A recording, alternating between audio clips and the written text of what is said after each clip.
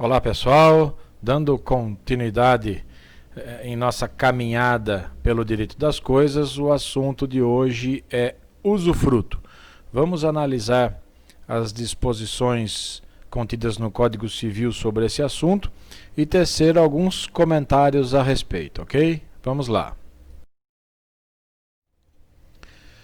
O usufruto é um direito real sobre coisa alheia, né? O usufrutuário, né, que é quem terá o direito de usar e fruir de uma coisa, de um bem, né, este bem não lhe pertence. Então é por isso que se trata de um direito real sobre coisa alheia, né? Então o usufruto é aquele direito real sobre coisa alheia que é conferido a alguém, a uma outra pessoa, que é o usufrutuário, né, por um período de tempo. E esse direito real conferido ao usufrutuário autoriza ele a retirar dessa coisa alheia, né, todos os frutos e utilidades que ela produz, né?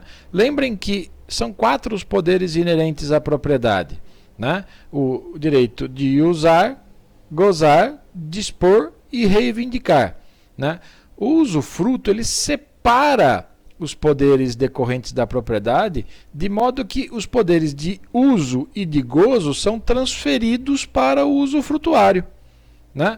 Os poderes de disposição, né, que implica na possibilidade de alienar o bem, né, e de reivindicação, permanecem com o proprietário. E, com a celebração do usufruto, o proprietário passa a ser chamado de nuproprietário. E por que isso? Porque é como se a sua propriedade tivesse ficado despida, né? Porque foram retirados dela os poderes de uso e de gozo. Ele continua sendo dono, mas quem vai poder usar e gozar da coisa agora e fruir receber suas utilidades e seus frutos é o usufrutuário, né? Então, nessa relação, o usufrutuário, ele é aquele que detém os poderes de usar e gozar da coisa, explorando-a economicamente, né? E o nuproprietário é o dono do bem, é o que tem o domínio, é o proprietário da coisa, né? E que, em razão do usufruto, né, acabou perdendo o ius tendi, ius fruendi, ou seja, o direito de usar e de gozar da coisa, né? Mas conservou consigo ainda o domínio, né, conservou consigo o ius disponendi, que é o direito de dispor da coisa e também o de reivindicar, certo? Então, resumindo, o usufruto é aquele direito real que concede a uma pessoa o poder de usar e fruir das utilidades e dos frutos dessa coisa, né? Sempre de uma forma temporária, né? E com a obrigação, evidentemente, de conservar o bem, né? De manter a substância do bem, né? E surgem nessa relação 2 sujeitos. Um é o usufrutuário, que passa a ter o poder o direito de usar e de gozar da coisa, né? E também, portanto, passa a ter a posse direta dessa coisa, né? E o outro sujeito é o nuproprietário, que continua sendo dono da coisa, né? Mas perdeu o direito de usar e de gozar porque passou para o usufrutuário, né? O nuproprietário passa a ser agora o possuidor indireto da coisa, ok? Muita coisa pode ser objeto de usufruto. Vejam o que diz o artigo 1390, né? O usufruto pode recair em um ou mais bens, móveis ou imóveis, em um patrimônio inteiro ou parte deste, abrangendo-lhe no todo ou em parte os frutos e utilidades. Então, observem que o objeto do usufruto, né, pode ser apenas um bem, né, individualizado, né, determinado. Podem ser vários bens, um conjunto de bens, como um patrimônio inteiro, né? Podem ser móveis ou imóveis, né? Os frutos a que tem direito o usufrutuário, né? Lembrem que o usufrutuário agora tem o direito de usar e de gozar da coisa, né? O usufruto pode estabelecer que ele tem direito a parte desses frutos e utilidades, ou a todas as utilidades e frutos produzidos pela coisa, né? Quando o usufruto recai sobre um bem determinado, sobre um bem, por exemplo, a casa da rua tal, número tal, né? Costume-se dizer usufruto particular, né? Quando ele recai sobre vários bens, sobre um conjunto de bens, como patrimônio previsto aí no artigo 1390, o usufruto de uma empresa, né? O usufruto de herança, né? Então aí se fala em usufruto universal, né? Os bens podem ser móveis ou imóveis, né? Mas se forem móveis, é importante ressaltar que eles, em regra, vocês verão exceções logo adiante, né? Em regra devem ser infungíveis, inconsumíveis. E por que isso? Porque é próprio do usufruto, né? Que o usufrutuário tem a obrigação, como já dissemos, de manter a substância, de preservar a coisa, né? E, uma vez extinto o usufruto, devolver essa coisa do modo como a recebeu, né? Então, daí a necessidade de o objeto do usufruto, se for bens móveis, né? Se for composto por bens móveis, esses, em regra, devem ser infungíveis e inconsumíveis. Certo? Quando o usufruto, vimos aí no 1390 que o usufruto pode abranger no todo ou em parte os frutos e utilidades, né? Quando o usufrutuário pode receber do bem, retirar do bem todos os frutos e utilidades, né? Se diz usufruto pleno, né? Agora, quando o usufrutuário pode receber parte, apenas uma parte dos frutos e utilidades, ou seja, a coisa que lhe foi entregue em usufruto produz, né, rende, mas ele só pode retirar parte desses frutos e utilidades, então neste caso se fala em usufruto restrito, ok?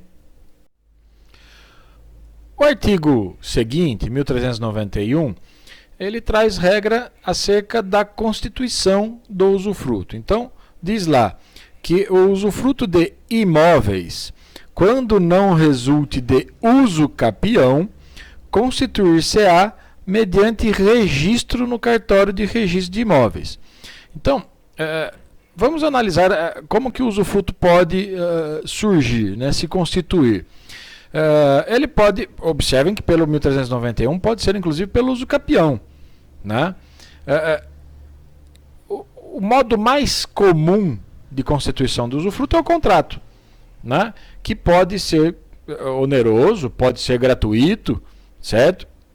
E o que está dizendo o 1391 é que, em se tratando de bens imóveis, ou seja, se o usufruto tiver por objeto bens imóveis, né, precisa esse título do usufruto, esse documento, ser registrado no cartório de registro de imóveis, certo?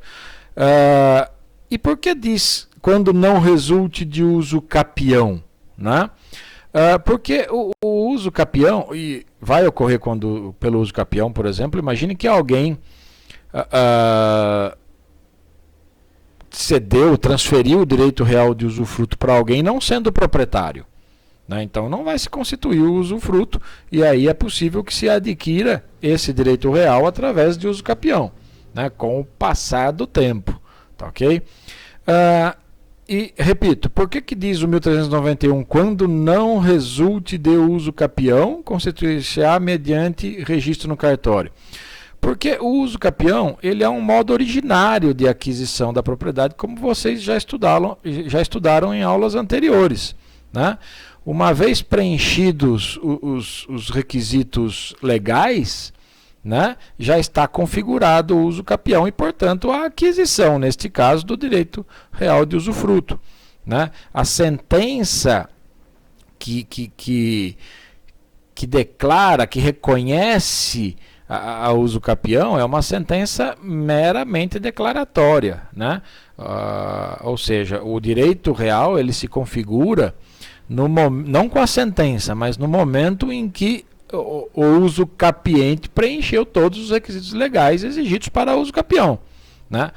É claro que a sentença consolida essa titularidade do direito real de usufruto, né? E também deve ser levado a registro, né?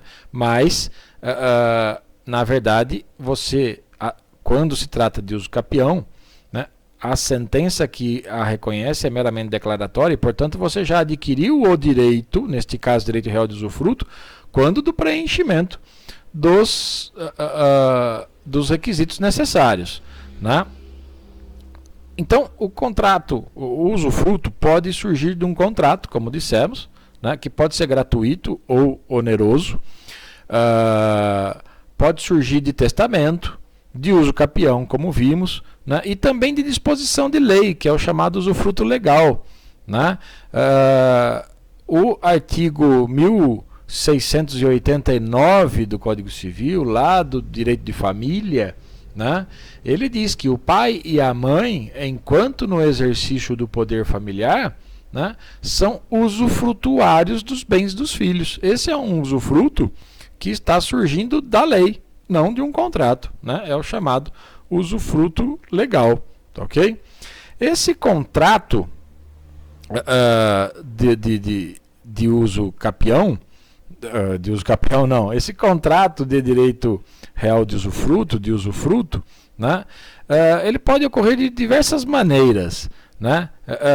Imagine que eu seja dono, proprietário de um bem, né, e resolva instituir em seu favor, né, o usufruto de uma casa que me pertence, né? Então, observem que eu continuo sendo proprietário da coisa, certo? E agora passo a ser chamado de proprietário, e você passa a ser o usufrutuário, ou seja, estou lhe transferindo os direitos de usar e de gozar desse bem, né? De usá-lo e de receber dele todos os frutos e utilidades, tá?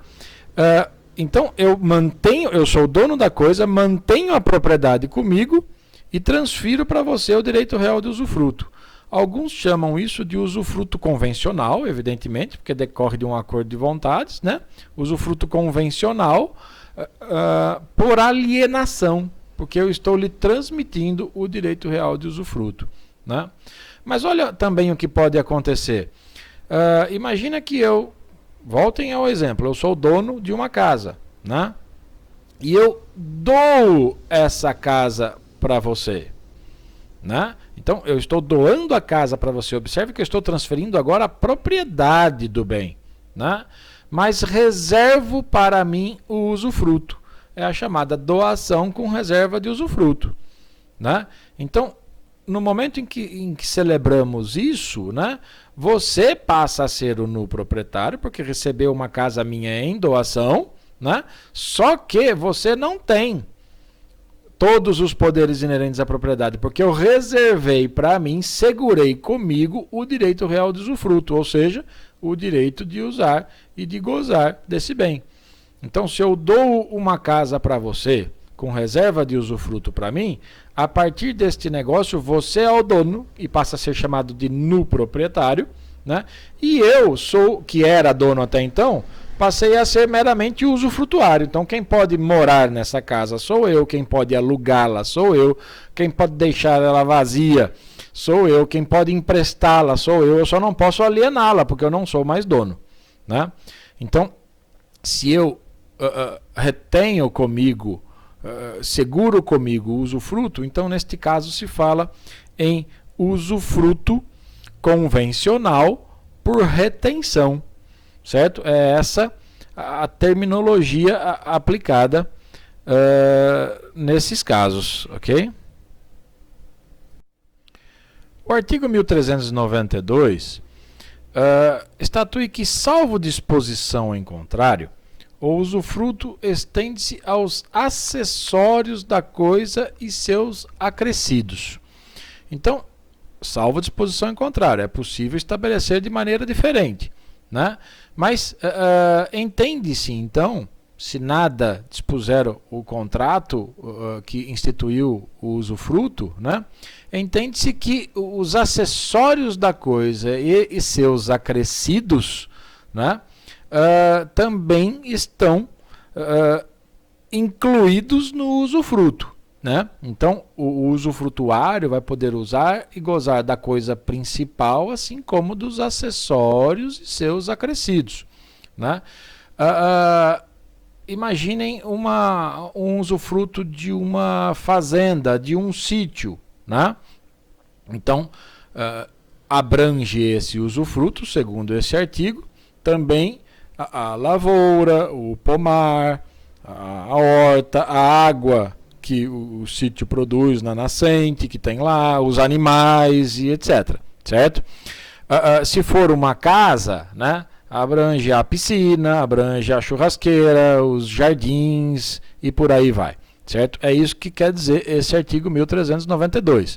Quando ele se refere aos acrescidos, né, ele está se referindo às consequências da acessão, né, que é algo que vocês já estudaram. Lembrem lá do que diz o artigo 1248 do Código Civil, né, que a acessão pode ocorrer por formação de ilhas, por aluvião, avulsão, por construções ou plantações. Né? Então, se tudo isso, se algo desse tipo, dessa espécie acontecer, se algum desses institutos ocorrer com o bem principal do usufruto, também estará incluído no usufruto. Lembrem que a cessão é um dos modos de aquisição da propriedade imóvel. Tá, ok? Vejam que interessante o que diz o artigo 1392, mesmo 1392, no parágrafo 1º.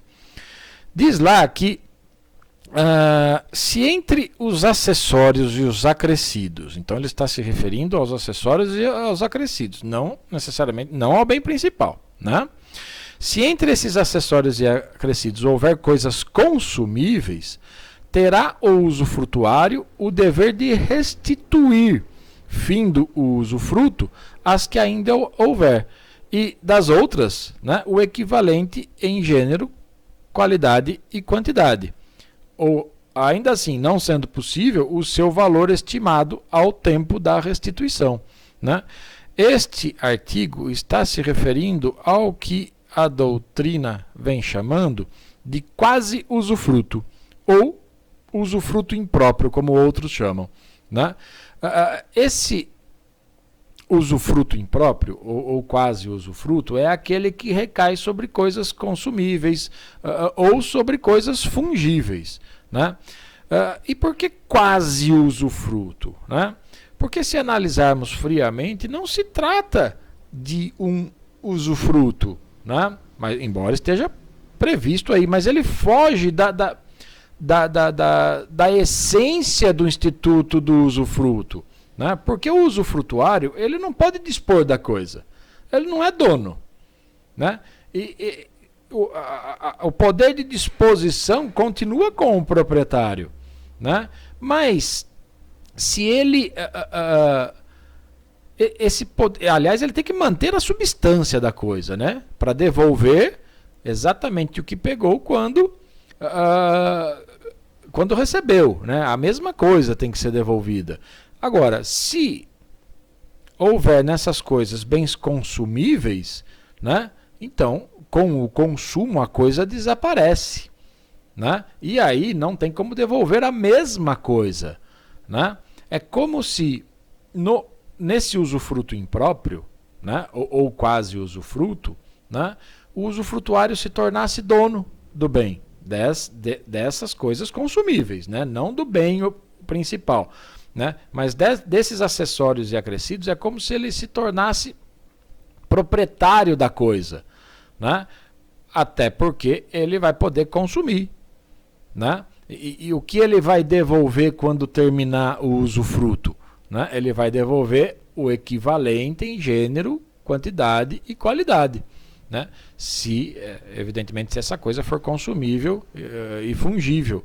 Né? E se não for possível isso, né, justamente por ser consumível ou às vezes até infungível, né, aí ele vai devolver o seu valor pelo preço corrente ao tempo da restituição, né? Então, esse quase usufruto ou usufruto impróprio, essa terminologia utilizada pela doutrina é correta, né? Porque a regra no usufruto é que a coisa entregue ao usufrutuário seja devolvida do modo como ele a recebeu, uma vez extinto o usufruto, né?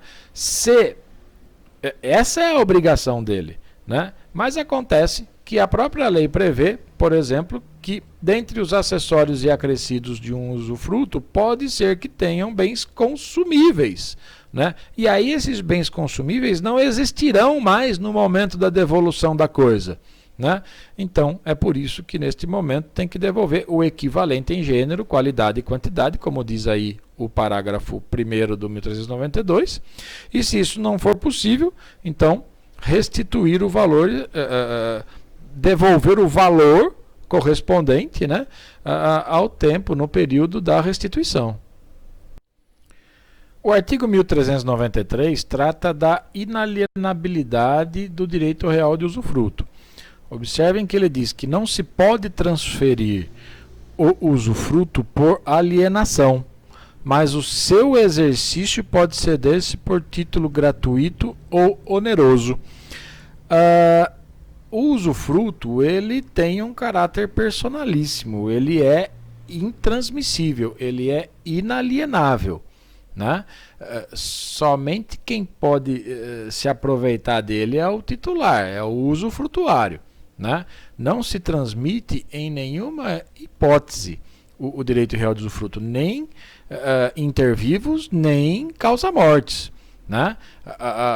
Tanto que a morte do usufrutuário extingue o usufruto, como veremos daqui a pouco nos casos que geram a extinção do usufruto, né? Nenhum usufruto ultrapassa a vida do usufrutuário. Então, o direito real do usufruto não se transmite nem aos seus herdeiros com a morte do usufrutuário, né? Nem aos herdeiros do usufrutuário. A morte do no proprietário não extingue o usufruto, nós veremos isso adiante, mas a morte do usufrutuário extingue, né? De qualquer maneira, o usufrutuário, ele não pode alienar esse direito real de usufruto, né? É claramente proibido a ele fazer isso, né? Mas observem que a lei permite, esse mesmo artigo 1393, excepcionalmente, né, que ele ceda o exercício do usufruto a um terceiro, né? Então, vejam bem, o usufrutuário não pode alienar o direito real de usufruto. Tem aí uma observação importante a ser feita. O direito real de usufruto é inalienável. E o que dá para concluir que ele também é impenhorável, né? Não se dá para penhorar por dívidas do usufrutuário, né, o direito real de usufruto, porque se é inalienável não se pode penhorar, porque a penhora visa justamente garantir o cumprimento de uma obrigação e, se não for cumprida a obrigação, promover a alienação judicial, neste caso do direito real, o que não é possível, né? Agora, o que é impenhorável neste caso, o que se torna impenhorável, é o direito real de usufruto, né? Mas não os frutos advindos da utilização da coisa, né? Então, imaginem que eu instituí em seu favor o direito real de usufruto de uma casa, certo?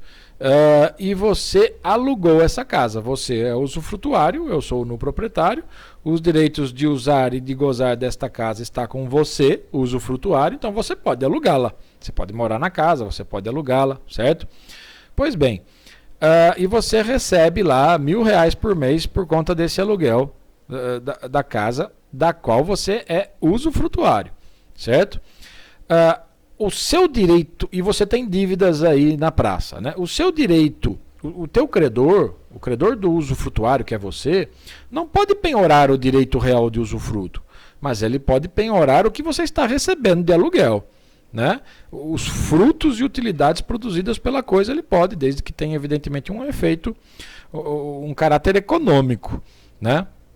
Então, essa inalienabilidade do direito real de usufruto acaba implicando também na impenhorabilidade, né? Agora, embora esse direito de usufruto, esse direito ao usufruto seja inalienável, como está claro aí no 1393, né, esse mesmo artigo admite a cessão de seu exercício, né, que pode ser feita, como diz aí, tanto por título gratuito ou oneroso. Então eu posso ceder o exercício do usufruto por comodato, por exemplo, que é a título gratuito, ou oneroso, através de uma locação, né? Esse direito, né, previsto no artigo 1393 tem uma lógica com o que diz o 1399 do Código Civil, né? Quando trata lá dos direitos do usufrutuário, né? Esse artigo 1399 ele diz assim: o usufrutuário pode usufruir em pessoa ou mediante arrendamento o prédio, mas não mudar-lhe a destinação econômica sem expressa autorização do proprietário, né? Então, com a realização do usufruto, né, com a instituição, concretização desse direito real do usufruto, repito, o usufrutuário passa a ter o direito de usar e de gozar do bem, né? Ele pode fazer isso pessoalmente, né, ou arrendar o bem, como está previsto aí, tanto no 1393, que é ceder o exercício, quanto no 1399, que permite expressamente o arrendamento, né? Então, a lei não impede a cessão ou a transferência do exercício desse usufruto, né? Então, se eu recebi uma casa, eu posso morar nessa casa ou eu posso alugá-la, certo? São consequências naturais do direito real de usufruto, né? Se eu recebi uma fazenda, né, eu posso trabalhar nessa fazenda, produzir com ela ou simplesmente optar por arrendá-la, né? E aí, quando eu arrendo, evidentemente, entrando no contrato de arrendamento, aí eu não retiro mais os frutos, né, mas eu passo a fazer jus, eu, usufrutuário, ao valor combinado para o arrendamento, né? Mas observem que esse 1399 proíbe que se altere a destinação do bem, né? Então, a destinação econômica dada ao bem quando recebido em usufruto não pode ser alterada, né, sem que haja consentimento expresso do nu proprietário, né, como está dito aí, né? Então, no 1399, imagina que eu recebi uma fazenda em usufruto, né? Eu posso usufruir dela pessoalmente ou arrendá-la, certo? Mas jamais mudar a destinação econômica dela, né? Então, se eu recebi, por exemplo, uma fazenda para pastagem, de criação de gado, né, eu não tenho o direito de alterar essa destinação, né, e plantar cana-de-açúcar, e transformá-la numa plantação de café, certo? Poderei fazer isso se tiver autorização expressa no proprietário. Ok? Já vimos que o usufrutuário recebe no proprietário o ius tendi e o ius fruendi, né? Ou seja, o direito de usar e gozar da coisa dada em usufruto, né?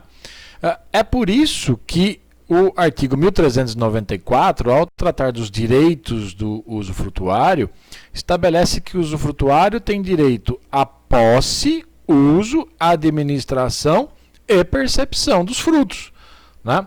A posse do usufrutuário, quando ele recebe o ius tendi e ius fruendi, a posse dele sobre a coisa dada em usufruto é, portanto, uma posse justa, né? Ela não contém vícios, né, de violência, de clandestinidade ou de precariedade. É a posse direta exercida também, né, pelo usufrutuário, né? O no proprietário fica com a posse indireta, né?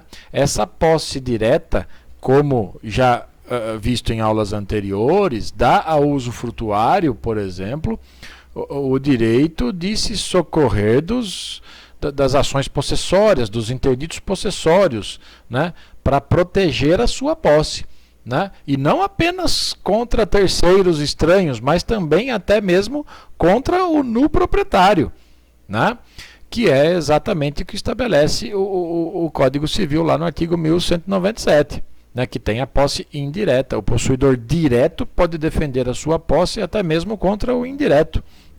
Né? Imagine que o no proprietário tente dificultar, tente atrapalhar o livre exercício do usufruto. Neste caso, terá o usufrutuário ação possessória contra o próprio no proprietário. Né? Já vimos também que o usufrutuário ele pode exercer o ius tendi e ius fruendi, né, pessoalmente, diretamente, né, ou até fazer isso cedendo o seu exercício, né, como vimos com a possibilidade de emprestar o bem, de via comodato, ou fazer a título oneroso, locar, arrendar, né, enfim, pode fazer isso, ceder o seu exercício tanto a título gratuito como a título oneroso, né? Ele pode gozar desse bem, fruir desse bem, retirar dele os seus frutos, né? Então esse direito à percepção dos frutos é do usufrutuário, né? Que pode, com esses frutos vão lhe pertencer, né? Pode consumi-los, pode vendê-los, pode alugá-los, certo? Enfim, pode o usufrutuário, como já dito anteriormente, tirar do bem todas as suas utilidades, todos os seus frutos, né? E se ele pode fazer tudo isso, se ele tem a posse direta e justa, se ele tem o direito de perceber os frutos e utilidades, é evidente, como diz o 1394, que ele também tem o direito de administrar isso, né? Então ele pode, ele que vai tomar as decisões acerca da utilização do bem que lhe foi dado em usufruto, né? O artigo seguinte, o 1395, diz que quando o usufruto recai em títulos de crédito, olhem só, atenção, hein? Quando o usufruto recai em títulos de crédito, o usufrutuário tem direito a perceber os frutos e a cobrar as respectivas dívidas. Olha o parágrafo único. Uma vez cobradas as dívidas, o usufrutuário aplicará de imediato a importância em títulos da mesma natureza, ou em títulos da dívida pública federal, com cláusula de atualização monetária, segundo índices oficiais regularmente estabelecidos. Observem que o que o 1395 está estabelecendo é a possibilidade do usufruto de títulos de crédito, né? É uma modalidade que na prática raramente acontece, né? Até por conta do risco do no proprietário quanto aos outros títulos que serão devolvidos para ele pelo usufrutuário, né?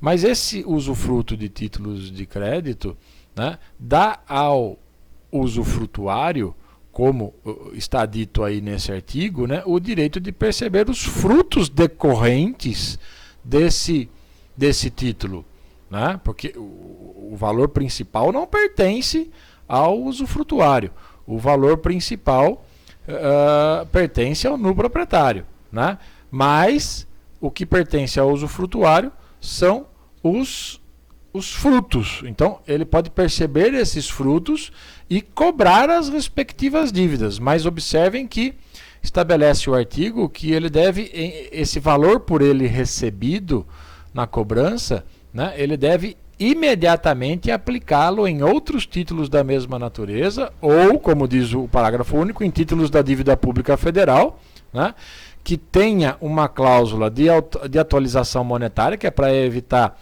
a desvalorização do valor, a diminuição do valor, né? E depois ele pode, por exemplo, reaplicando o valor recebido, recebeu o valor em dinheiro, ele pode reaplicar e usufruir então dos frutos desse dinheiro, desse capital, né? Até que o usufruto seja extinto, tá ok? E aí, neste momento, ele deve devolver no proprietário os novos títulos, como estabelece esse artigo 1395. Observem que, neste momento, com o recebimento do dinheiro, né, oriundo do pagamento do título de crédito, e a devolução para no proprietário de outra coisa que não foi a mesma que recebeu, né, estaremos diante, de novo, de um quase usufruto, ou de um usufruto impróprio, como chamam alguns, né? Porque a coisa recebida pelo usufrutuário não é a mesma, não será a mesma que ele irá devolver, ok? Os 3 artigos seguintes trazem regras acerca, digamos assim, da distribuição dos frutos em momentos específicos. O 1396, por exemplo, trata dos frutos naturais. O 1397 sobre o usufruto de animal, né? E o 1398 sobre os frutos civis. Vejam só, vocês já sabem que é direito do usufruto, que ao usufrutuário são transferidos o iusutendi e o usufruendi, ou seja, o direito de usar e gozar da coisa, em outras palavras, retirar da coisa seus frutos e rendimentos. Então, os frutos percebidos durante o período do usufruto pertencem ao usufrutuário, ok? Desses artigos mencionados agora, o 1396 e o último lá, o 1398, eles trazem regras para os frutos pendentes ao tempo em que começa e em que termina o usufruto. Então, repito, os frutos colhidos, surgidos durante o período de usufruto, pertencem ao usufrutuário. Mas e os frutos que estão pendentes quando o usufruto começa? E os frutos pendentes quando o usufruto termina? Né? As regras estão aí nesses 2 artigos, 1396 e no último lá no 1398. Diz o 1396 que, salvo o direito adquirido por outrem, o usufrutuário faz seus os frutos naturais pendentes ao começar o usufruto, sem encargo de pagar as despesas de produção, né? E no parágrafo único ele inverte. Os frutos naturais pendentes ao tempo em que cessa o usufruto pertencem ao dono, também sem compensação das despesas. Então, os frutos naturais que estiverem pendentes quando iniciar o usufruto pertencem ao usufrutuário. Os frutos naturais que estiverem pendentes quando terminar o usufruto, aí pertencem ao dono, como estabelece o 1396. Né?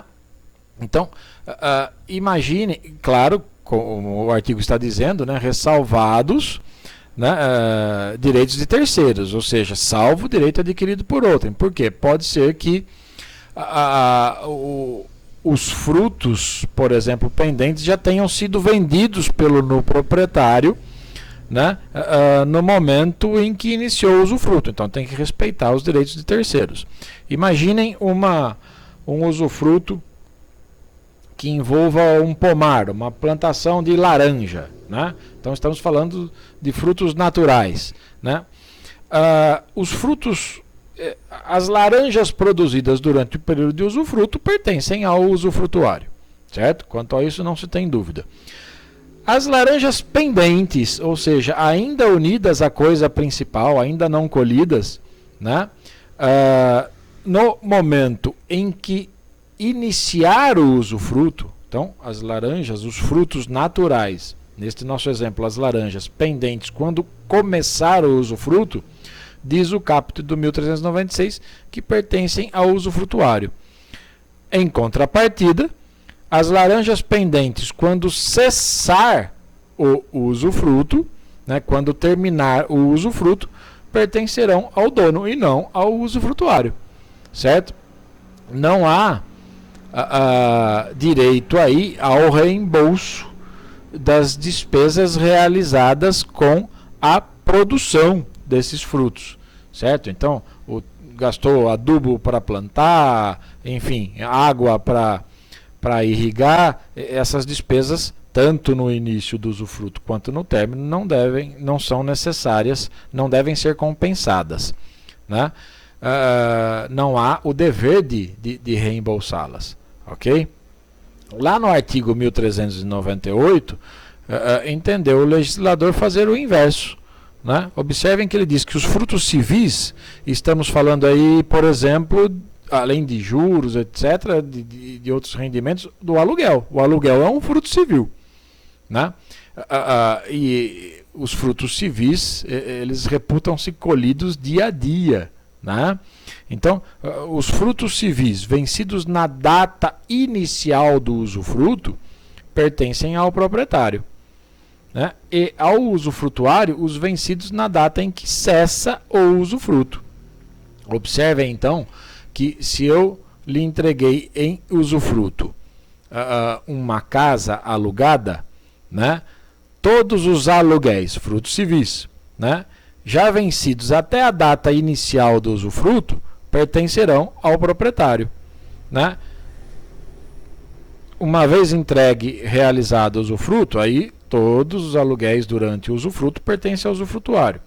Os aluguéis vencidos na data em que termina o usufruto, né, neste caso, pertencem ao usufrutuário, como diz o 1398, certo? O artigo 1397, que trata do usufruto de animais, né?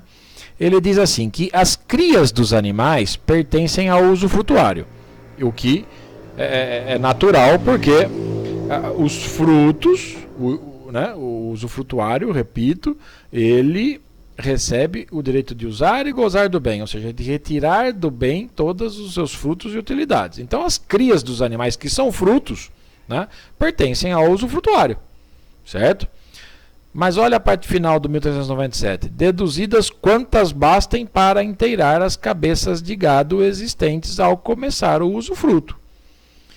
Traduzindo isso, significa o seguinte: se eu lhe entreguei 10 vacas em usufruto, né, ao terminar o usufruto, você tem que me devolver 10 vacas. Né? Não importa quantas tenham nascido ou morrido, entendeu? Então, se essas 10 vacas que eu lhe entreguei no início do usufruto, né, lhe entreguei em usufruto, se delas nasceram 10 bezerros, 10 outras vacas, né, todas pertencem a você, né? Mas, se alguma daquelas que eu lhe entreguei no início do usufruto vier a falecer, vier a morrer, né, então você tem que repor. Ok? Ou seja, se eu lhe entreguei 10 vacas em usufruto, você tem que me devolver, tem que me restituir, fim do usufruto, exatamente as 10 vacas. Ok?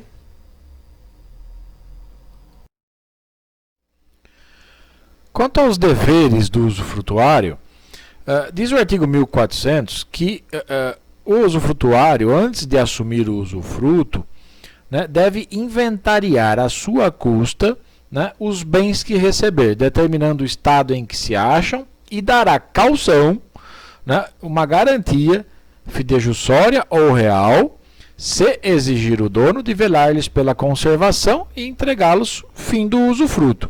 Então, observem que dois deveres aí despontam de uma maneira bastante clara para o usufrutuário, né? O dever de conservar a coisa, né, e o dever de devolver a coisa assim que terminar o usufruto, certo? São deveres que competem ao usufrutuário, né? Penso que é justamente em razão disso, né, que estabeleceu esse artigo 1400 que deve o usufrutuário, né, inventariar à sua custa, às suas expensas, né, os bens que receber em usufruto, né? Então ele deve... O que é esse inventário? Né? Esse inventário é a descrição dos bens dados em usufruto, a individualização deles com as suas características próprias, né? Apontando o estado em que se encontram de conservação, né? Estão bem conservados, não estão. Esse inventário, essa descrição pormenorizada dos bens, ela serve até para evitar futuras desavenças, futuros litígios entre o usufrutuário e no proprietário, né? E penso que ela protege até, esse inventário protege até não só o usufrutuário, mas também no proprietário. Né? Ou seja, fica bastante claro com o inventário como o bem está sendo recebido. Né? É claro que às vezes essa descrição pormenorizada consta do próprio título, né? Do próprio contrato, e aí não se faz necessário esse inventário. Né? Bens imóveis, por exemplo, a descrição geralmente consta de uma maneira bastante clara no próprio instrumento. Né? Mas enfim, é um dever do usufrutuário conservar a coisa e entregar a coisa, devolver a coisa ao proprietário assim que terminar o usufruto. Né? E antes de assumir o usufruto, ele deve fazer esse inventário, que é essa descrição, repito, pormenorizada, minuciosa de todos os bens que está recebendo em usufruto. Né? Apontando, inclusive e expressamente, para sua própria segurança também, né, o estado de conservação deles. Né? Aí, o mesmo artigo 1400 diz que também deve o usufrutuário, né, dar uma garantia. Né? E essa garantia pode ser fidejussória ou real, ou seja, ele pode dar uma garantia, a caução, como está mencionado aí, né? Seja uma hipoteca ou um penhor, que estaríamos diante da garantia real, né? Ou fidejussória, por exemplo, um fiador. Né? E garantia do quê? Né? Garantia de que vai realmente conservar esses bens e entregar, devolver esses bens ao terminar o usufruto. Né? Se assim não agir ou se exercer irregularmente o usufruto, né, provavelmente o usufrutuário deverá indenizar no proprietário dos prejuízos causados, e daí a necessidade dessa garantia, certo? E observem que essa garantia deve ser dada se exigir o dono, né? Porque se o dono não exigir, não é necessária a garantia, tá ok? Diz o parágrafo único, né, abrindo uma exceção a essa obrigação de prestar caução, de prestar garantia, né, que não está obrigado a caução, ou seja, a dar uma garantia, aquele doador que se reservar o usufruto da coisa doada. Né? Ora, se trata de um ato de liberalidade a doação. Né? Então, imaginem que eu estou doando para você um bem qualquer, né, e reservando para mim o usufruto. Então, você passaria a ser a dona ou o dono do bem por conta de um ato de liberalidade meu, doação, né, e eu seria o usufrutuário. Né? Então, se não tivesse esse parágrafo único, eu, o usufrutuário, que até então era dono da coisa e resolvi doar para você, né, agora tenho que prestar uma garantia para você de que vou cuidar e conservar da coisa. Realmente não teria muita lógica, né? Porque eu próprio estou doando para você o bem, né? E aliás, essa caução, essa garantia também não existe naquele usufruto legal, né? Naquele usufruto que decorre da lei, né? Que nós mencionamos que os pais, né, são os naturais usufrutuários dos bens dos filhos menores, né? Então, naquele caso do usufruto legal também não se fala em garantia, não se fala em caução, né? O artigo seguinte, 1421, vem dizendo que o usufrutuário que não quiser ou não puder dar caução suficiente, ele perderá o direito de administrar o usufruto. Observem que ele não deixa de ser usufrutuário. Né? Nós não vimos lá atrás que um dos direitos do usufrutuário é administrar, né, realizar a administração? Pois bem, se essa caução, essa garantia for exigida pelo proprietário, pelo no proprietário, e o usufrutuário se recusar a dar caução, se recusar a prestar a garantia, né, ou simplesmente porque não pode ou não quer, né, então neste caso ele perde o direito de administrar o usufruto. Né? Não deixa de ser, continua sendo usufrutuário, mas ele perde o direito de administrar. E, neste caso, continuando como diz o artigo 1401, né, os bens serão administrados, então, pelo proprietário, certo? Pelo no proprietário. E aí, neste caso, inverte-se a coisa. Como é o proprietário que irá administrar os bens, então o proprietário agora é que fica obrigado a dar uma garantia. Né? E garantia do quê? De que vai entregar ao usufrutuário, né, todos os frutos e rendimentos dessa administração, da utilização do bem. Né? Mas aí, neste caso, por quê?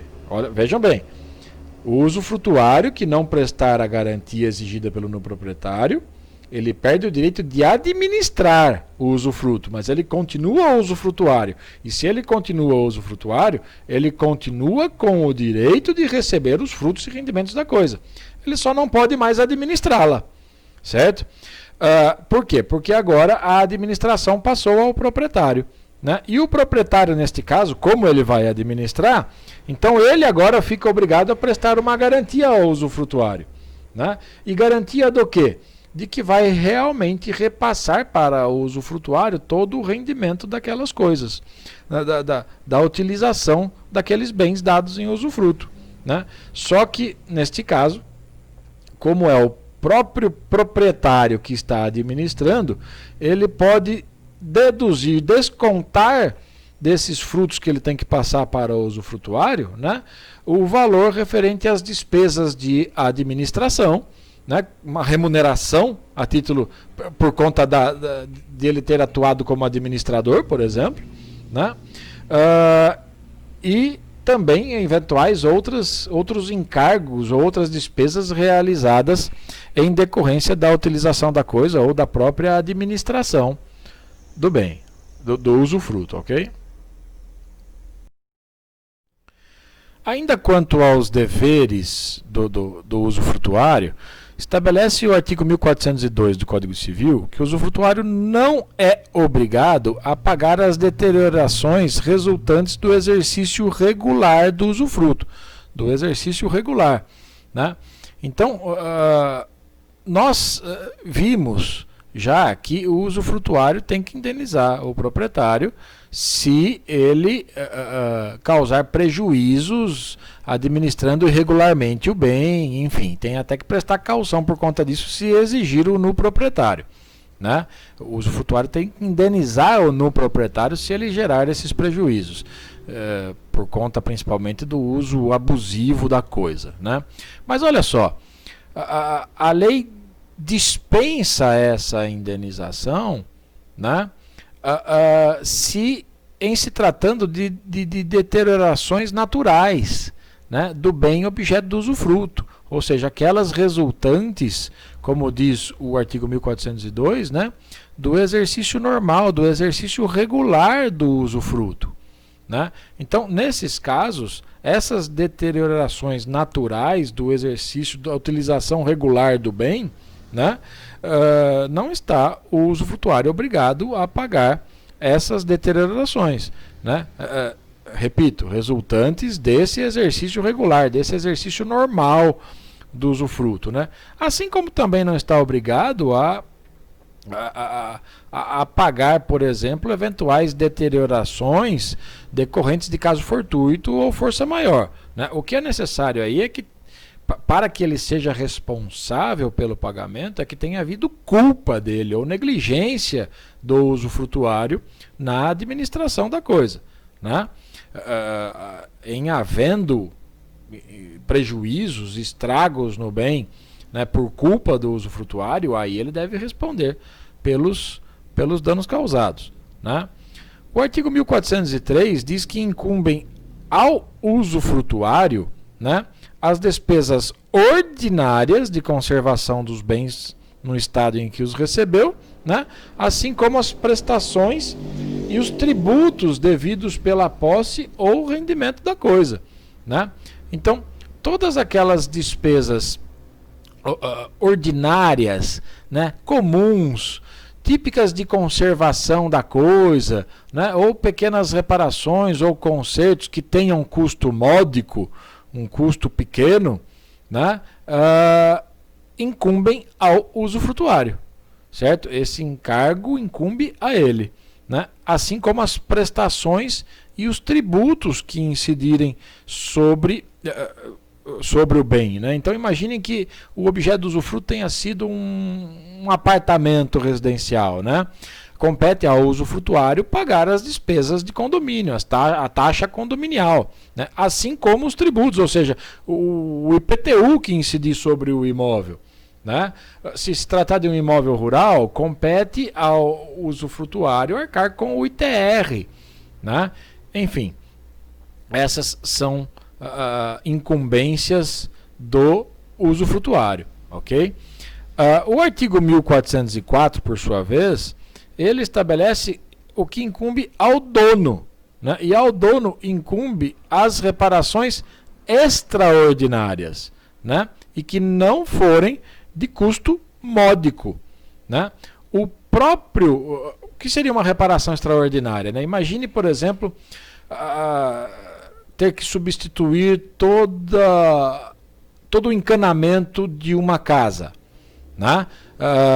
De um imóvel residencial ou comercial, toda a fiação elétrica, né? Imagina ter que reconstruir totalmente o telhado, a cobertura de um imóvel, né? São reparações extraordinárias, né? Essas reparações extraordinárias, elas incumbem ao dono, no proprietário, e não ao usufrutuário, né? Além dessas reparações extraordinárias, né, diz esse mesmo artigo que também incumbe aquelas que não forem de custo módico. Então dá para ler isso da seguinte maneira: incumbe ao dono, no proprietário, as reparações extraordinárias e também aquelas que forem ordinárias, que seriam de competência do usufrutuário, né? Mas se forem ordinárias e não tiverem um custo módico, né? Então aí incumbirão ao proprietário, porque na verdade é ele que vai se beneficiar disso, ele é o dono da coisa, ele continua sendo o dono. O próprio artigo estabelece lá no parágrafo 1º uma espécie de regra para tentar estabelecer o que seria custo módico, né? Então ele estabelece um parâmetro para avaliar exatamente se essa despesa tem um custo módico ou não, se ela é de alto valor ou de baixo valor, né? E o critério utilizado, observem no parágrafo 1º, né, é o seguinte: não seriam módicas, né, as despesas superiores a 2/3 do líquido rendimento em um ano, né, do líquido rendimento obtido em relação ou daquela coisa dada em usufruto. Então, não é um valor realmente, não é um parâmetro pequeno, né? Então, seriam de alto valor, digamos assim, né? Ou não teriam um custo módico, seriam de alto valor, né? Aquelas despesas que fossem superiores a esses 2/3 do rendimento líquido anual, né? Se assim se caracterizarem, né, então seriam de responsabilidade, essas de alto valor, mesmo sendo despesa de conservação, seriam, por não terem custo módico, seriam de responsabilidade no proprietário e não do usufrutuário, né? O parágrafo 2º desse mesmo artigo, ele diz que se o dono não fizer as reparações a que está obrigado, o dono, né, e o dono é obrigado a fazer as reparações extraordinárias e as ordinárias que não tenham custo módico, né? Se ele não fizer essas reparações, inclusive, ou que constituem como indispensáveis, que se caracterizem como indispensáveis à conservação da coisa, né, o usufrutuário pode realizar essas reparações, né? Mas aí surge a ele o direito de cobrar do nu proprietário a importância que ele despender para tanto, né? Então, observem que não há... O 1404 diz que compete ao nu proprietário, ao dono, as reparações extraordinárias e aquelas que não forem de custo módico, inclusive as ordinárias que não forem de custo módico, né? Mas se ele não realizar essas reparações que competem a ele, que incumbem a ele, não há uma sanção prevista na legislação, né? Mas, nesse caso, como diz o parágrafo 2º, o que pode o usufrutuário fazer? Realizar aquelas despesas consideradas indispensáveis à conservação da coisa, urgentes, né? E aí ele recebe o direito de cobrar o valor gasto do nu proprietário, certo? Se a gente tivesse que sintetizar, é dever do proprietário, né, arcar com todas as despesas que tenham custo elevado, né, as extraordinárias e as que não tenham custo módico, ou seja, as de custo elevado, né? Se essas despesas se referirem à conservação da coisa, né, como está dizendo na parte final do caput do 1404, se essas despesas disserem respeito à conservação da coisa, ou se elas proporcionarem um aumento na produtividade do bem, causarem um benefício, aumentarem o rendimento para o usufrutuário, né? Então, nesses casos, o usufrutuário estará obrigado a pagar juros do valor despendido pelo proprietário, né? E a ideia aí, evidentemente, é evitar o enriquecimento ilícito, ok? Diz o artigo 1405 que se o usufruto recair num patrimônio ou parte deste, será o usufrutuário obrigado aos juros da dívida que onerar o patrimônio ou a parte dele, né? Observem que nós estamos aí diante da hipótese de um usufruto que tenha por objeto a casa da rua tal, número tal. Estamos falando de patrimônio, né? Ou de percentual de patrimônio, ou seja, de um conjunto de bens, de um usufruto universal, como dissemos lá no início, né? Então, o patrimônio tem ativo e tem passivo, né? Então, ele é composto de direitos, deveres, obrigações do nu proprietário, né? Bens materiais, bens imateriais e assim por diante, né? Se nesse patrimônio dado em usufruto tiver dívidas, né? Então o que está dizendo esse artigo 1405 é que o usufrutuário é obrigado a arcar com os juros dessa dívida também, ok?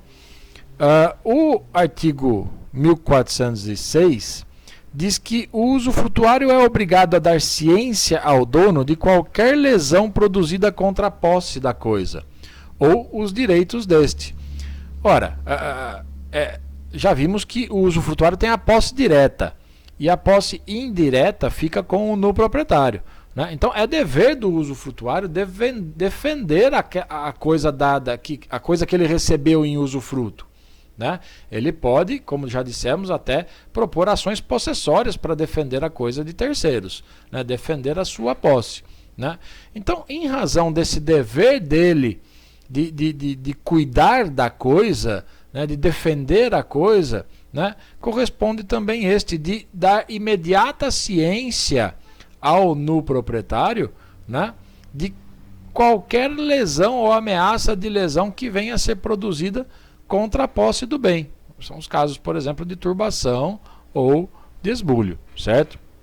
O artigo 1407, por sua vez, estabelece o seguinte: se a coisa estiver segurada, incumbe ao usufrutuário pagar durante o usufruto as contribuições do seguro.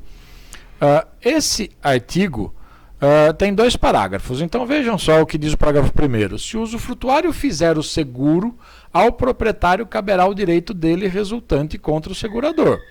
E o parágrafo 2º diz: em qualquer hipótese, o direito do usufrutuário fica subrogado no valor da indenização do seguro. Então vejam bem, não há aí nesses textos que vimos agora, né, uma obrigação de o usufrutuário realizar o seguro do bem. Não existe essa obrigação, né? Agora, a não ser que, evidentemente, o próprio contrato institua essa obrigação, né? Mas na lei não tem. Não há previsão legal impondo ao usufrutuário o dever de realizar o seguro da coisa que recebeu em usufruto, né? Mas, se o usufrutuário fizer o seguro, né, ou se ele receber a coisa já segurada pelo proprietário, né, com um seguro já contratado, então a quem incumbe o dever de pagar as contribuições do seguro é ao usufrutuário, né? Evidentemente, enquanto durar o usufruto, certo? Se ocorrer algum sinistro, né, se acontecer algum acidente, né, o direito de se propor, por exemplo, não necessariamente uma ação judicial, pode ser extrajudicial, né, mas o direito de ir contra a seguradora, né, justamente para pleitear o recebimento da indenização, né, é do proprietário, é do proprietário, é exclusivamente do proprietário, mesmo que o seguro tenha sido feito pelo usufrutuário, é o que está dizendo o parágrafo 1º. Né? Então, mesmo que o seguro tenha sido feito pelo usufrutuário, né, o direito de pedir, de pleitear o recebimento de indenização junto à seguradora é do proprietário. Tá ok? Além disso, seja qual for o caso, como diz o parágrafo 2º, né, em qualquer hipótese, né, se o seguro for realizado então pelo usufrutuário ou que seja pelo proprietário, né, se ocorrer algum acidente, se concretizar o sinistro, né, o valor da indenização será devido ao usufrutuário, porque vai ocorrer aí a subrogação, né? O valor da indenização vai substituir o bem, então, dado em usufruto, né? Explicando isso com outros termos, né? O usufrutuário, nesse momento, não tem mais o bem, porque recebeu a indenização e ficou sem o bem, e a seguradora veio e pagou a indenização. Né? O bem pereceu, ocorreu o acidente, o sinistro. Né? O bem que ele tinha recebido em usufruto é substituído, daí a subrogação, substituição, né? É substituído pela indenização. Né? Então, essa indenização pertence ao usufrutuário? Não, lembrem que o usufrutuário não é dono, mas ele tem o direito de explorar, ou seja, de retirar dela os frutos. Então, o usufrutuário passará então a ter o direito de usar e gozar dessa indenização do seguro, auferindo os seus rendimentos, pegando para si os seus rendimentos, né? Porque a coisa não existe mais. Né? Fim do usufruto, ou seja, no momento em que se encerra o usufruto, né, esse valor tem que ser devolvido ao usufrutuário, tem que ser devolvido pelo usufrutuário ao proprietário, ok?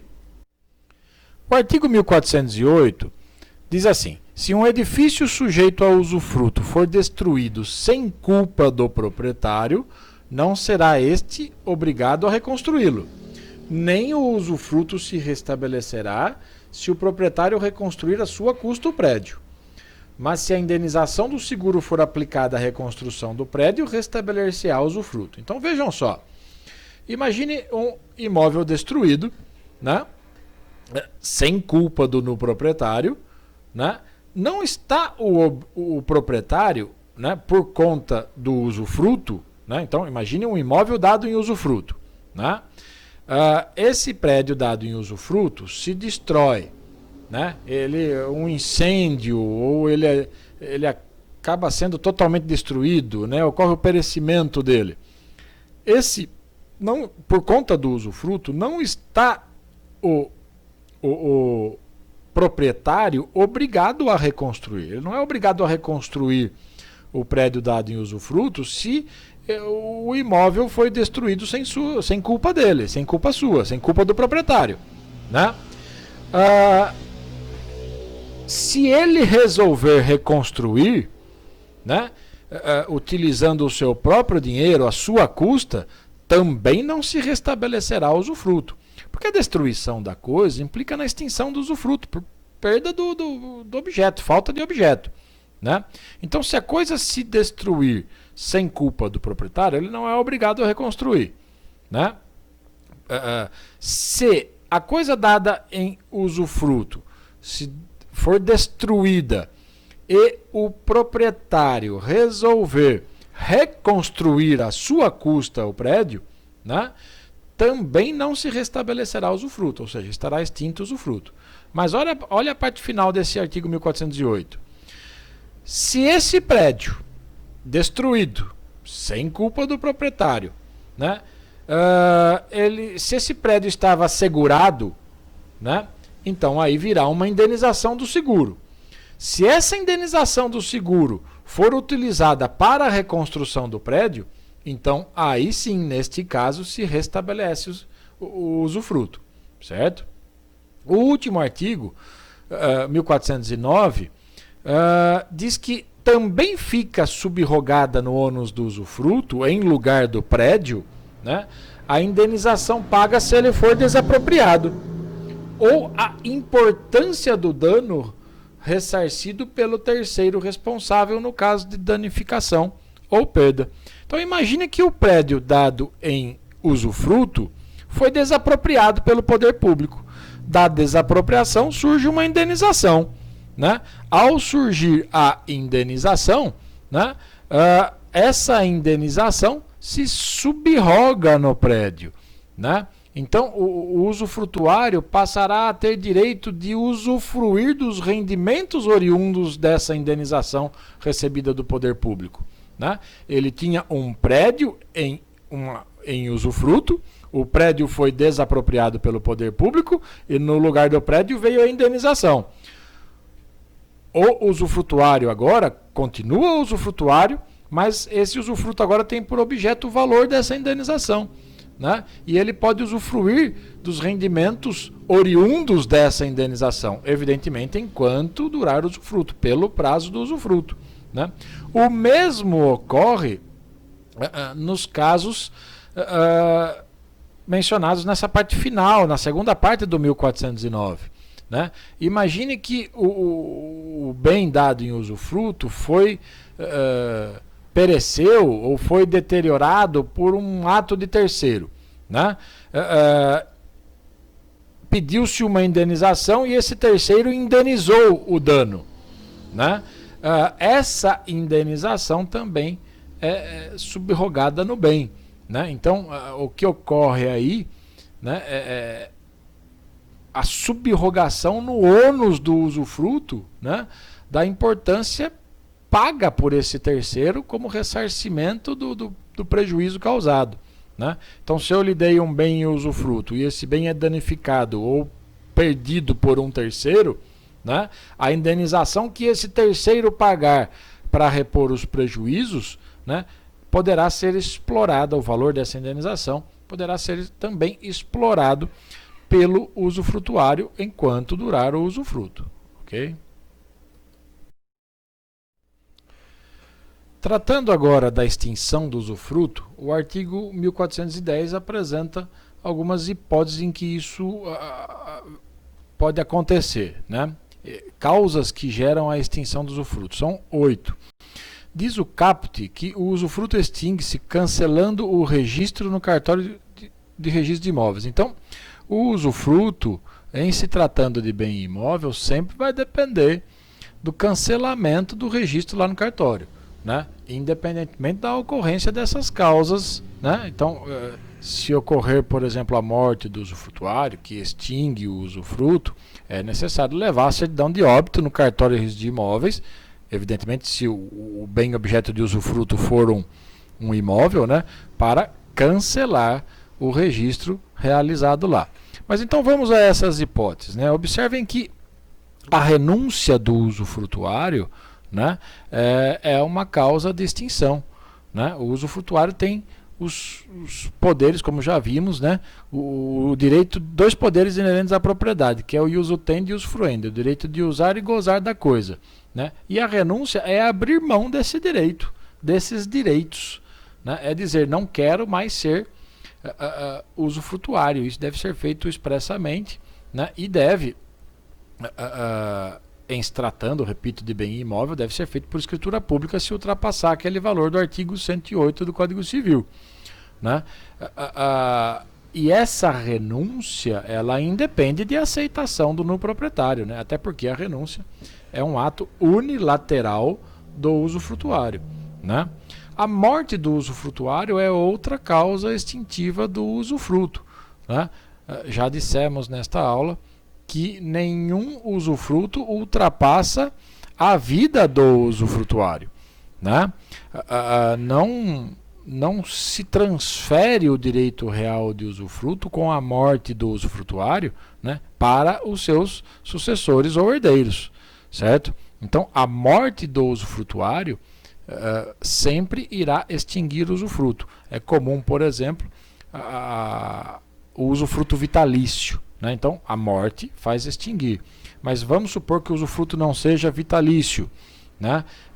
Vitalício quer dizer, vai perdurar o usufruto por toda a vida do usufrutuário. Com o seu falecimento, se extingue. E nem poderia ser diferente, porque está aí a previsão no inciso 1 do artigo 1410. A morte do usufrutuário é uma causa de extinção do usufruto. Né? Vamos supor que tenha estipulado um prazo certo para o período de usufruto. Né? Se mesmo antes de terminado esse prazo ocorrer a morte do usufrutuário, extinto estará o usufruto. Okay? O inciso 2 diz que também se extingue pelo termo de sua duração. Né? Então, eu mencionei o usufruto vitalício, mas nem sempre é vitalício o usufruto. Né? É possível você estipular um prazo certo, um termo, né? Uma data de início e uma data de fim para o usufruto. Né? E isso vai, com o preenchimento desse prazo, com o transcorrer desse tempo, né? Extingue-se o usufruto. Né? Ele se extingue também, embora não esteja expresso aí, né? Com o implemento de condição resolutiva, né? Ou seja, aquela que subordina o efeito, né, do usufruto a um evento futuro e incerto. Né? Então imagine, por exemplo, que eu entregue uma casa para você em usufruto, né, até que você se case. Né? Então o usufruto vai prevalecer enquanto você for solteiro ou solteira. Né? Observem que a permanência desse direito real de usufruto em seu favor, né, está dependendo de um evento futuro incerto, que é o casamento. Ao acontecer o casamento, extinto estará o usufruto. Né? O inciso 3 diz que também se extingue o usufruto pela extinção da pessoa jurídica, né? Em favor de quem o usufruto foi constituído, ou, se ela perdurar, pelo decurso de 30 anos da data em que se começou a exercer. Né? O usufruto é sempre temporário. Né? Então é por isso que se estabeleceu nesse inciso 3, né, a extinção da pessoa jurídica se equivale, né, à morte da pessoa natural, né, a morte do usufrutuário. Né? Mas a pessoa jurídica, ela não morre no sentido literal da palavra, ela é extinta. Né? Então, a extinção dessa pessoa jurídica implica na extinção do usufruto. Né? A pessoa jurídica é usufrutuária. Né? E se ela perdurar, não ultrapassará o usufruto do prazo de 30 anos, que é o prazo máximo permitido pelo artigo 410, dado esse caráter, essa característica temporária do usufruto. Né? Também cessa o usufruto, né? Extingue-se o usufruto pela cessação do motivo de que se originou. Né? Então, aquele usufruto legal, por exemplo, que os pais têm em relação aos bens, sobre os bens dos filhos menores, né?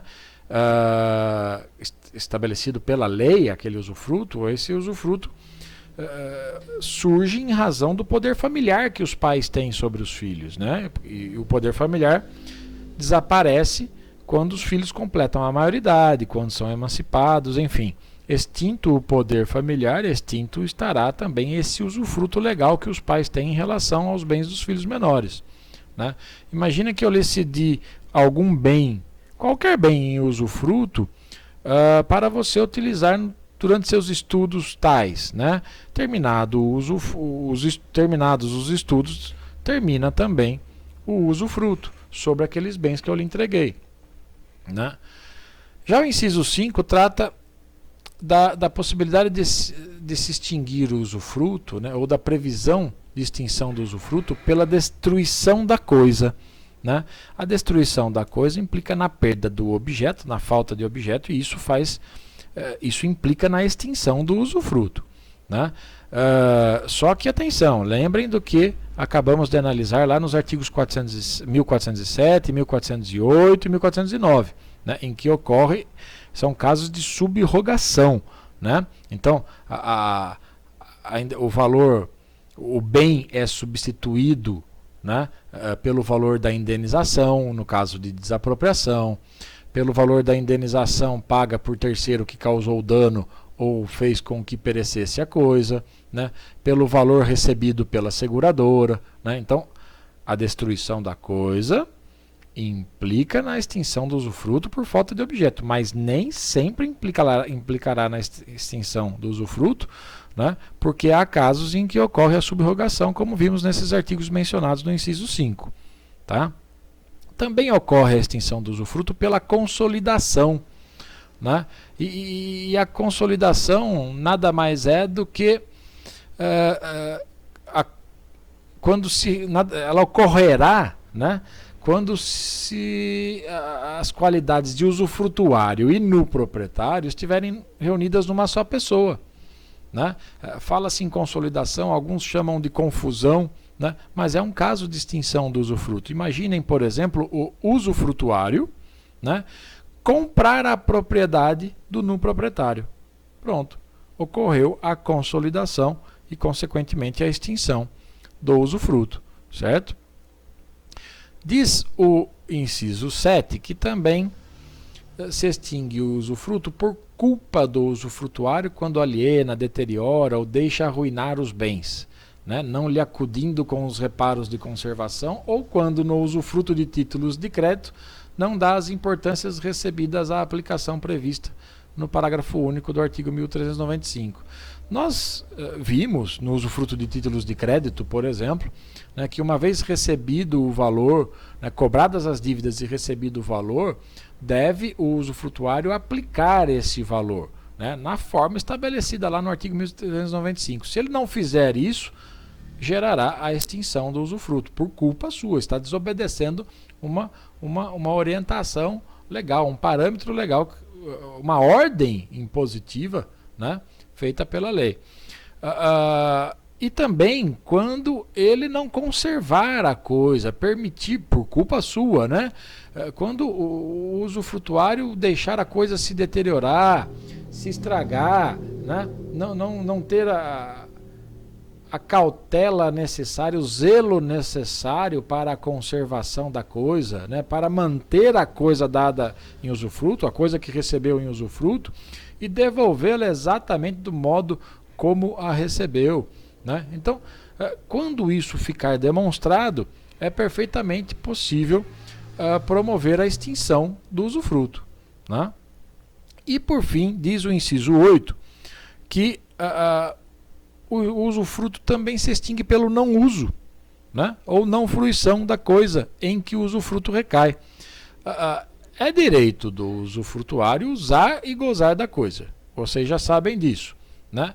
Diz esse inciso 8º que esse não uso, né, ou esse não gozo, não fruição da coisa, gera a extinção do usufruto, né? O que não está previsto no inciso 8 e nem na legislação é o tempo, é o lapso de tempo de não uso. Por quanto tempo? Não utilizar ou não fruir da coisa por quanto tempo? Né? Quanto tempo precisa o usufrutuário deixar de usar a coisa ou não fruir, não retirar dela os frutos e rendimentos, frutos e utilidades? Né? Por quanto tempo isso deve acontecer? Né?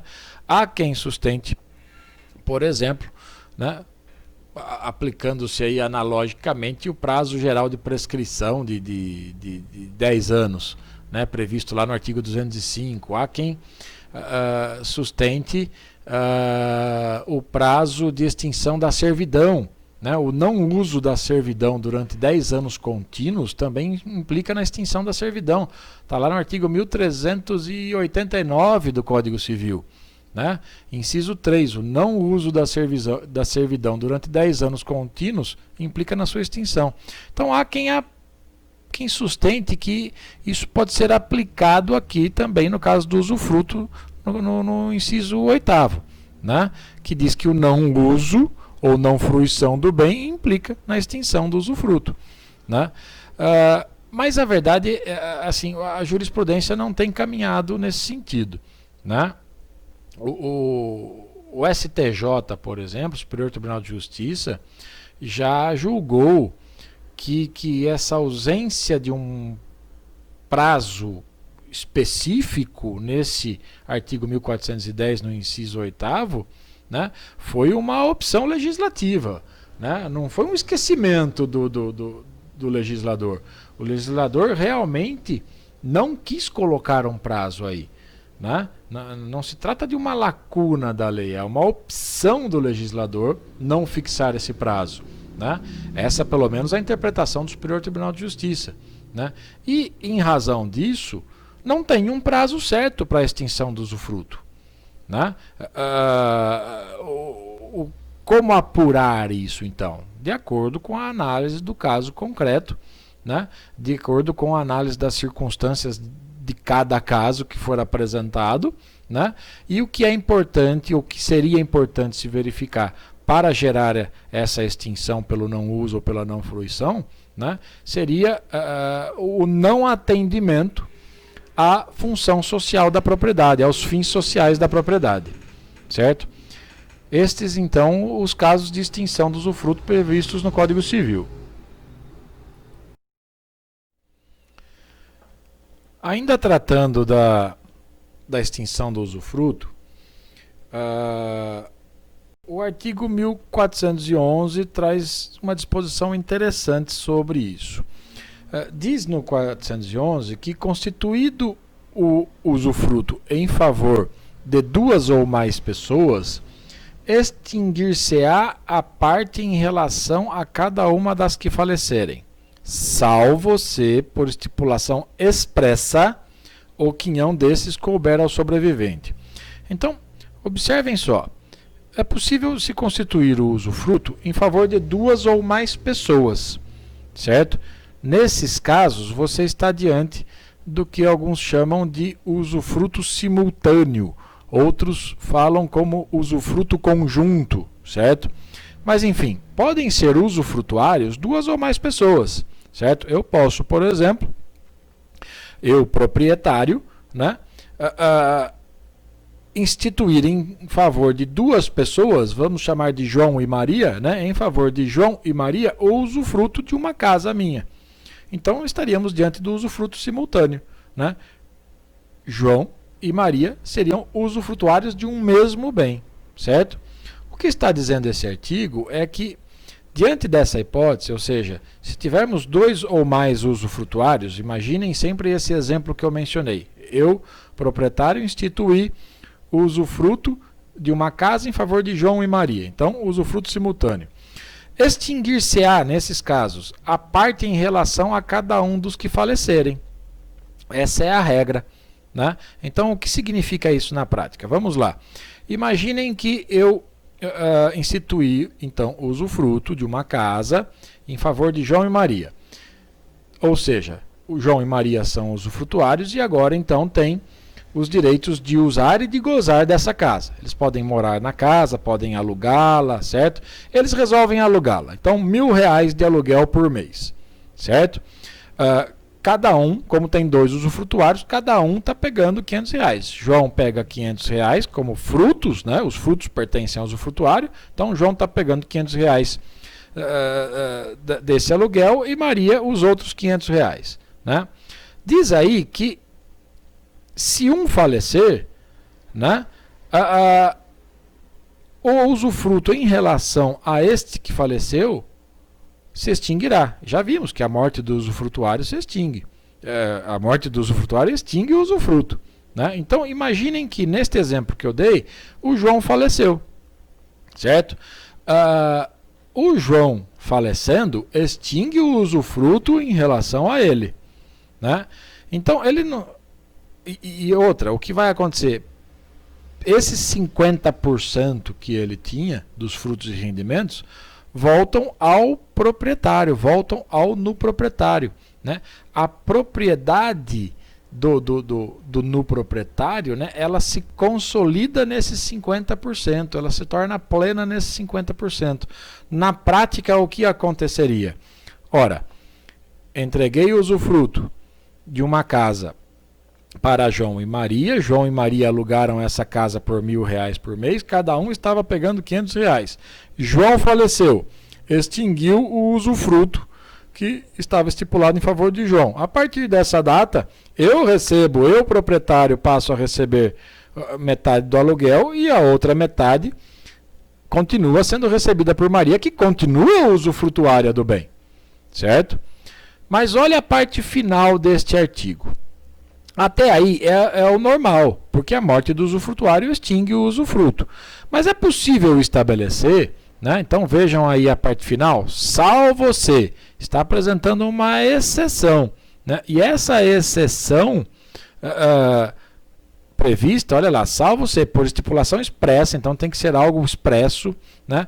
O quinhão desses couber ao sobrevivente, ou seja, a parte do que faleceu, né, o percentual desse que faleceu, né, couber ao outro usufrutuário que ainda está vivo, né? Essa exceção se chama direito de acrescer, né?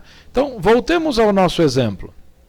Eu entreguei uma casa em usufruto para João e Maria. Então, João e Maria são usufrutuários.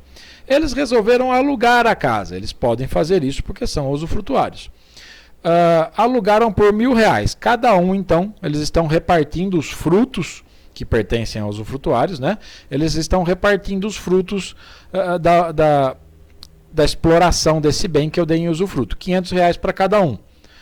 João faleceu. Extingue-se o usufruto em relação a ele, né? E consolida 50% da propriedade em minhas mãos, aqui no proprietário, né? Eu passo a receber a parte dele do aluguel e Maria, que continua usufrutuária, continua recebendo a outra parte dela, a parte dela nesse aluguel, certo? Mas vamos mudar a história um pouquinho agora, né? Nós estipulamos, quando eu instituí o usufruto em favor de João e Maria, agora nessa nossa nova história, eu estipulei o direito de acrescer. Então, eu estipulei que, se um dos usufrutuários vier a falecer, a parte dele vai ser transmitida ao outro, né? Então, a parte do usufruto que falecer, do usufrutuário que falecer, vai para o usufrutuário sobrevivente. Em nossa história aqui, o que mudaria na prática? Ora, cedi em usufruto uma casa para João e Maria. Eles são usufrutuários. Eles alugaram a casa. Podiam alugar, né? E estavam recebendo R$1.000 por mês, certo? R$500 cada um. Estipulamos o direito de acrescer agora, certo? Então, o que acontece se o João, que é um dos usufrutuários, vier a falecer? O João morreu. O João é um usufrutuário. O que acontece com a parte dele? Como estipulamos agora o direito de acrescer, né, quem vai passar a receber a parte que então cabia ao João, que agora morreu, será a Maria, a outra usufrutuária. Esse é o direito de acrescer previsto expressamente aí no artigo 1411 do Código Civil. Pronto, pessoal. Esses foram alguns breves comentários sobre os dispositivos constantes do Código Civil que tratam do usufruto, ok? Grande abraço em todos e todas.